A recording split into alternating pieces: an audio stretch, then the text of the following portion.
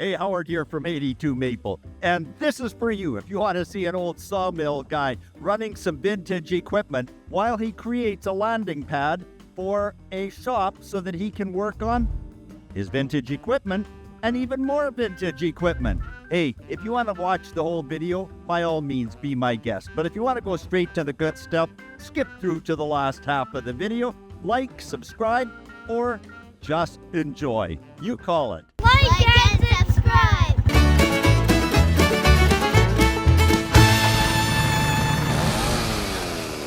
Hey, Howard here from 82 Maple, and I'm standing dead center on the gravel pad that I prepared for the new shop shelter that's coming in. It's going to be 30 feet wide, 65 feet long, and it's going to give me the luxury of being able to work on larger equipment out of the wind, out of the elements, loving it. But somebody came by the other day just after I had finished leveling the gravel here and said, how do you even go about getting a plot of ground like this level? Because it was fully 2 feet higher at the east end over that way than it was at the west end. Well, we started with this little Milwaukee level here, and so I've got the beam set at exactly 4 feet off the ground. It's self-leveling, which means I can jockey the stand this way or this way, and as long as I don't go more than 4 degrees, I've got a level beam. And over here, I have my little measuring stick.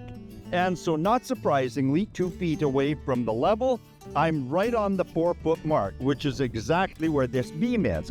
Now, as I move it around, let's say I have a high piece of ground. So I'm putting this, you won't see it, but I'm putting it on top of my shoe here. So I can see that I'm up, and so I've got to carve 2 inches off of this piece of ground to get this to sit here. And conversely, if there was a hole here, the beam would be showing up here, indicating to me that I've got to put 3 inches worth of fill in. I marked these at 3-inch increments. And so that gave me a really good sense of what I had to do at the beginning of the project. Then, by kind of driving some pegs in the ground, throwing down a little bit of paint here and there, I was able to guide myself in operating the equipment. And so there's 3 component pieces that helped me get this piece of ground to level. The first was this Milwaukee level and my measuring stick. Let's go take a look at the other 2. So here we are with tool number or component number 2, this little John Deere 440 crawler. I just love a crawler for this kind of project because once I started carving into the east end grade and got my blade down,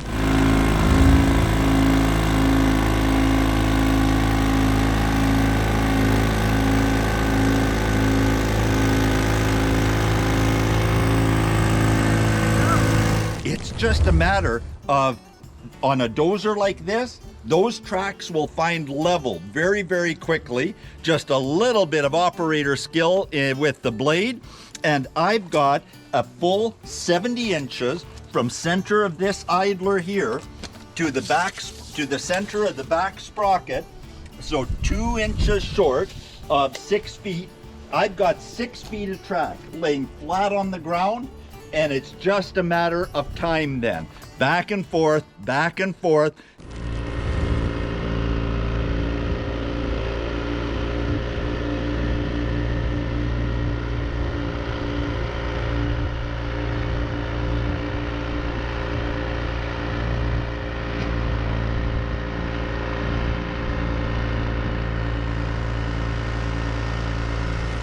Just keep moving it, moving it, moving it. And so after having done an initial staking, I was able to then, just guided by some pegs and a general knowledge of where it was material needed to be moved, I was able to get within 5 to 6 inches of level across the 65 feet of length and 30 feet of width. And a couple more passes, and I had it within 3 inches. So I was ready for gravel.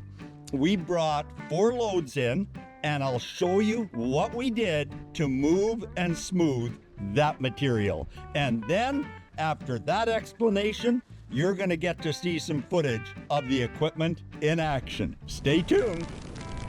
Here we have it. 2 of my favorite pieces of equipment. The old 53 Ferguson that just chugs along, old reliable, and the land plane, one of my best investments ever. So again, what I'm working with here is a long wheelbase. I've got a little John Deere 1025, and it's kind of like this on a leveling project for 2 reasons. One, it has about a 5-foot distance from center of front hub to center of rear axle. This has nearly an identical distance as the little John Deere 440 crawler, 6 feet center to center here. And then this blade, this center beam here, is fully 10 feet from my front axle up there. So I've got a lot of distance. There's a reason that road graders have that long neck out front. When I float this blade, it literally will knock off all of the high spots, and because of these wings here, it will then distribute the material to the low spots. I just love how this front blade is low, so it will spill, and it will spill up and over and leave extra material in here, all the way down here, to be distributed into the low spots. And literally, the initial moving of 2 feet of excess material on the east side of the shelter down to the other side to create a level base would have been, give or take, 2.5 hours. Again, I'm slow. I was in low gear all the way, just idling along. Footage coming right up. And the same with this. Low gear, idling when the dump truck came and distributed 4 loads. It was probably another 90 minutes, which isn't bad. It's pretty efficient. I really only pulled the 4066 that's sitting over there today into action for maybe 15 minutes during the graveling process, just to knock the tops off some of the mounds of gravel and to pick up 2 or 3 bucket loads and distribute them to some decidedly low spots. Just more efficient to dump the bucket there than take the time to move it with the land plane. There you have it. Now enjoy. If you like the sound of diesel, vintage diesel and vintage gas engines chugging along, hey, this is your day. Enjoy. Like and subscribe.